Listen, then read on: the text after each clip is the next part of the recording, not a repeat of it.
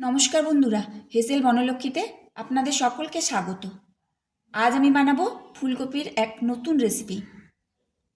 এখন আর ফুলকপি খেতে ভালো লাগে না, কিন্তু এইভাবে একদিন অন্তত ফুলকপি বানিয়ে দেখুন, সম্পূর্ণ আলাদা একটা স্বাদ পাবেন। তাহলে আসুন রেসিপিটি শুরু করা যাক।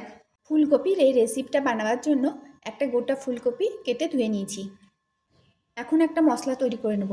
তার জন্য দিচ্ছি গোটা আটেক ভিজিয়ে রাখা কাজু, দিচ্ছি 4টে শুকনো লঙ্কা, আর দিচ্ছি 4 টেবিল চামচ টক দই। দইটা অবশ্য ঠান্ডা দই দেবেন না, যদি ফ্রিজ থেকে দই দেন তাহলে কিছুক্ষণ আগে বার করে নর্মাল টেম্পারেচারে এনে তারপরে দেবেন। আর দিচ্ছি 1 মুঠো ধনেপাতা। এগুলো একসাথে ভালোভাবে পেস্ট করে নেব। এখন কড়াই দিচ্ছি সর্ষের তেল। তেলটা খুব ভালো করে গরম করে নিতে হবে। তেলটা ভালোভাবে গরম হয়ে গেছে। এখন কেটে ধুয়ে রাখা ফুলকপিগুলো এর মধ্যে ছেড়ে দিচ্ছি।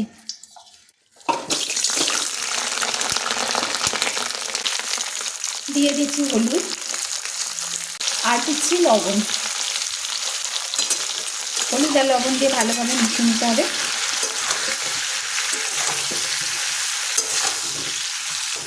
এখন ফুলকপিগুলো ভালোভাবে ভেজে নেব। তবে প্রথম অবস্থায় ঢাকা দিয়ে দিয়ে ভেজে নেব, মাঝে মাঝে নেড়ে ছেড়ে দেবো। 2 মিনিট হয়ে গেছে, এখন ঢাকাটা খুলে নিচ্ছি। ফুলকপিটা আবার নেড়ে দিচ্ছি, আবার ঢাকা দিয়ে ভাজবো কিছুক্ষণের জন্য।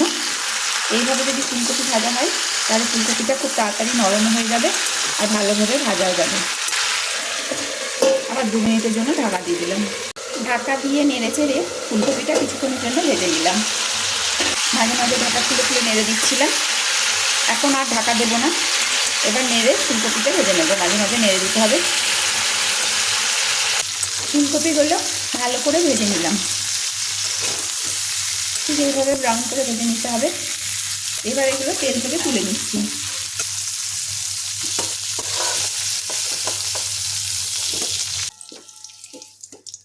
ওই তেলের মধ্যে দিয়ে দিচ্ছি 2 চামচ মতো তেল। তেলটা গরম হলে দিচ্ছি একটা শুকনো লঙ্কা ফোড়ন, দিচ্ছি 2টো লবঙ্গ, একটু দারচিনি আর একটা ছোটো এলাচ। এখন দিচ্ছি অল্প জিরে ফোড়ন আর দিচ্ছি অল্প হিং। ফোড়নটা ভাজা হলে যখন সুগন্ধ উঠবে তখন দিয়ে দিচ্ছি আদা কাঁচা লঙ্কা বাটা। 1/2 চামচ আদা কাঁচা লঙ্কা বাটা দিয়ে দিলাম। হিঙের উপর আদা কাঁচা লঙ্কা বাটা দিলে একটা খুব সুন্দর সেন্ট ওঠে। নিরামিষ রান্না করলে এরকম হিঙের ওপর আদা কাঁচা লঙ্কা বাটা দিয়ে রান্না করবেন। আঁচটা এই সময় কমিয়ে রেখেছি। দিয়ে দিচ্ছি 1/2 চামচ জিরে গুঁড়ো আর 1/2 চামচ ধনে গুঁড়ো। মশলাটা ভাজার জন্য সামান্য একটু জল দিচ্ছি। এখন মশলাটাকে ভেজে নেব। দিয়ে দিচ্ছি অল্প হলুদ। অল্প আছে মশলাটা 2 মিনিট নেড়ে নিলাম। এখন এর মধ্যে দিয়ে দিচ্ছি সেই পেস্ট, কাজু, ধনেপাতা, দই দিয়ে যে পেস্ট বানিয়েছিলাম আর শুকনো লঙ্কা, সেটার মধ্যে দিয়ে দিলাম। মিক্সির বাটি ধোয়া জলটা এর মধ্যে দিয়ে দিচ্ছি। এখন খুব ভালোভাবে কষিয়ে নিতে হবে। যতক্ষণ না ফুটতে শুরু করে ততক্ষণ নাড়তে হবে, না হলে দই ফেটে যাওয়ার সম্ভাবনা থাকবে। এখনও কষে যেতে হবে। দিয়ে দিচ্ছি লবণ আর চিনি। মশলাটা এখন খুব ভালোভাবে কষে নেব। যতক্ষণ না তেল ছেড়ে আসে ততক্ষণ কষে যেতে হবে। এখন ফুলকপি শেষের মুখে, তাই ফুলকপি খেতে আর ভালো লাগে না। তবে এইভাবে রান্না করে দেখুন, রুটি, লুচি, পরোটা, ভাত যে কোনো জিনিসের সাথেই খেতে বেশ ভালো লাগবে।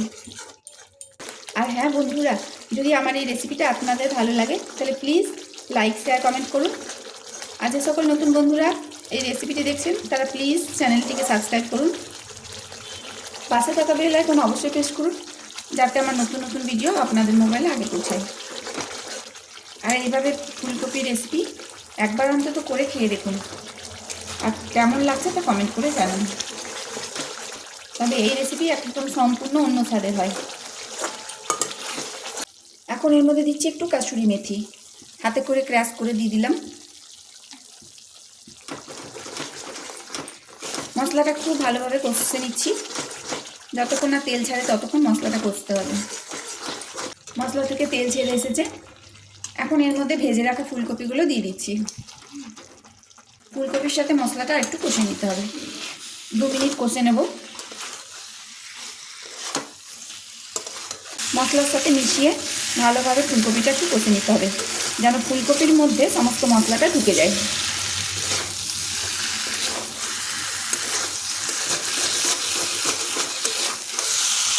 দু মিনিট খুব ভালোভাবে ভেজে নিলাম ফুলকপিটা মশলার সাথে।